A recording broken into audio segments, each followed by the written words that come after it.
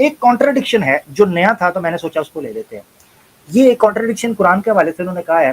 ہمارے محمد حفیظ بھائی ہیں, کہتے ہیں السلام علیکم بھائی, قرآن میں یہ کانٹرڈکشن بظاہر نظر آ رہا ہے. سورہ غاشیہ چیپٹر 88 کی ورس 6, اس میں لکھا ہوا ہے کہ جو جہنمی ہوں گے ان کے لیے سوائے کانٹے دار پودے کے کچھ بھی کھانے کے لیے نہیں ہوگا.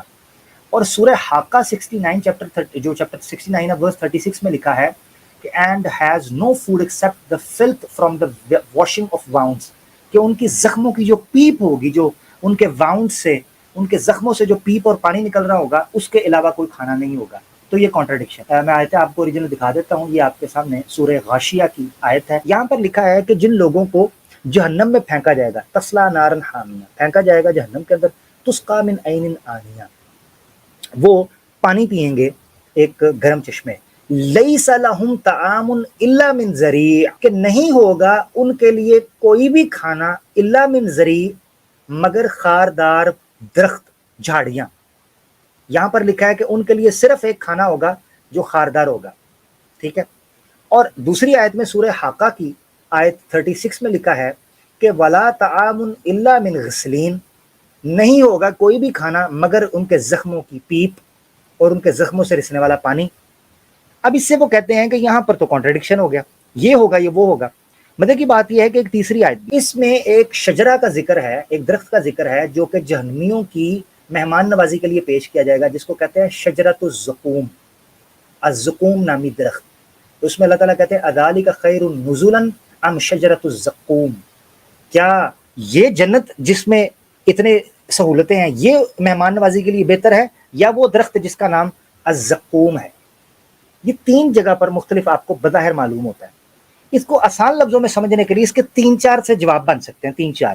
نمبر 1, آپ نے اس کا کانٹیکسٹ دیکھنا ہے.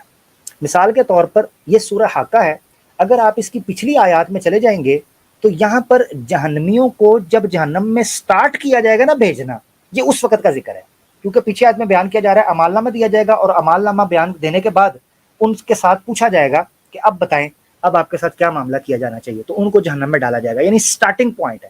تو سٹارٹنگ پوائنٹ کے اندر ان کو چوٹیں لگیں گی, ان کو زخم ہوں گے, اور کھانے کے لیے کچھ نہ دیا جا رہا ہوگا, تو ان کو یہ زخم کی جو پیپ ہے یہ پینے کے لیے کہا جائے گا. جبکہ یہ جو بات ہے کہ لیس لہم طعام الا من ضریع, یہ صاف پتہ چل رہا ہے کہ ایک وقت گزرنے کے بعد ان کو یہ تناول کرنے کے لیے پیش کیا جائے گا. آگے وہ بیان کر رہے ہیں لا یسمن ولا یغنی من جوع, آیت کا آخری ٹکڑا, کہ نہ اس سے وہ پیٹ بھر سکیں گے, نہ ان کی بھوک ختم ہوگی, نہ ان کو کوئی اس سے فائدہ, یعنی ان کو باڈیلی بھی کوئی فائدہ اس چیز سے نہیں ہوگا.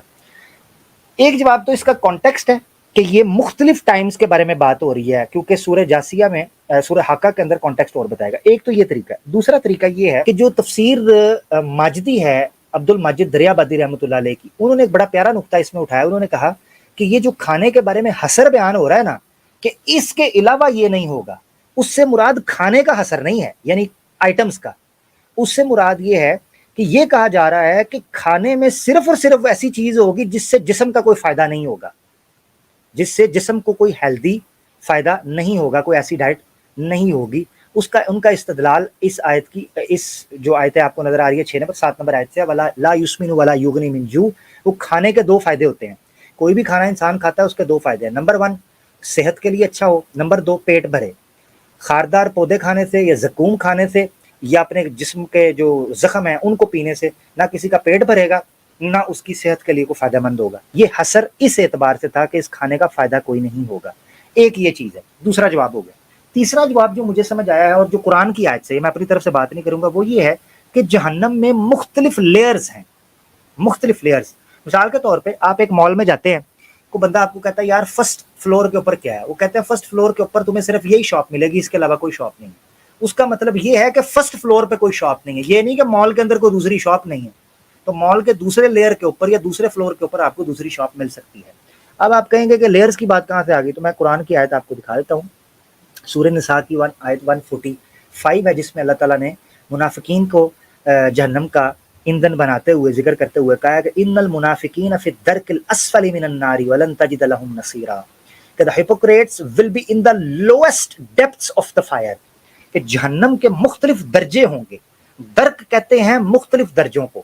اب کو کہہ سکتا ہے کہ تم اپنی طرف سے یہ بات کر رہے ہو, تو میں آپ کو کلاسیکل اسکالر کا ایک حوالہ دکھا دیتا ہوں، مفردات الفاظ القرآن ہے امام راغب کی، اس میں پیج 311 میں یا حرف الدال میں جب آپ آئیں گے تو درک کے اوپر، جیسے درک الاسفل جیسے میں نے سورہ نساء سے پیش کیا، اس میں وہ دیکھیں لکھتے ہیں پہلی لائن کے اندر الدرک کالدرجی، درک کا مطلب ہے مختلف درجے، مختلف کیٹیگریز، لیکن الدرج یقال اعتبارا بالصعود، مگر درجہ جو ہے وہ خاص ورڈ استعمال ہوتا ہے اسینڈنگ آرڈر کے لیے، نیچے سے اوپر جانے کے لیے، وَدَرْكُ اعتباراً بالحضوری، مگر جو درک ہوتا ہے، درک یعنی جہنم کے جو درجے ہیں وہ اوپر سے نیچے ڈسینڈنگ آرڈر ہیں، اوپر سے نیچے کی طرف آتے ہیں۔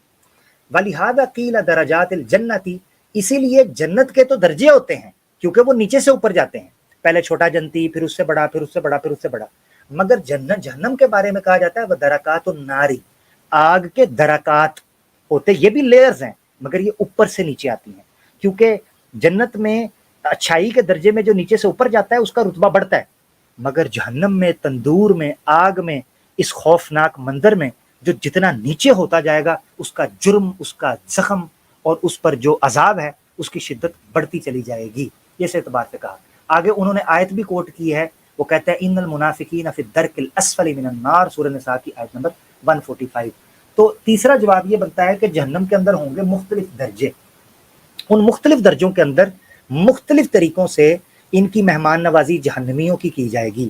کسی درجے میں ان کو کہا جائے گا تمہارے لیے کچھ بھی نہیں ہے، تم صرف اور صرف اپنے زخم چاٹو، کسی جگہ پر ان کو کہا جائے گا تمہارے لیے کانٹے دار پودے ہیں، جھاڑیاں ہیں، ان کو کھاؤ، وہ اس سے بھی فرار اختیار کریں گے، اس سے بھی بھاگیں گے۔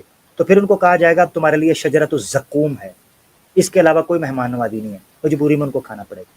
مودودی صاحب نے بھی تفہیم القرآن کے اندر جب اس آیت کی تفسیر کی تو انہوں نے کہا کہ یہ بیک وقت ایک جگہ پر اکٹھی ہو سکتی ہیں، یعنی سب سے پہلے وہ اپنے زخموں سے بھاگیں گے، اس کے بعد وہ کانٹے دار جھاڑیاں ان کو پیش کی جائیں گی، وہ اس سے بھاگیں گے تو ان کو شجرہ زقوم کھانے کے لیے ملے گا۔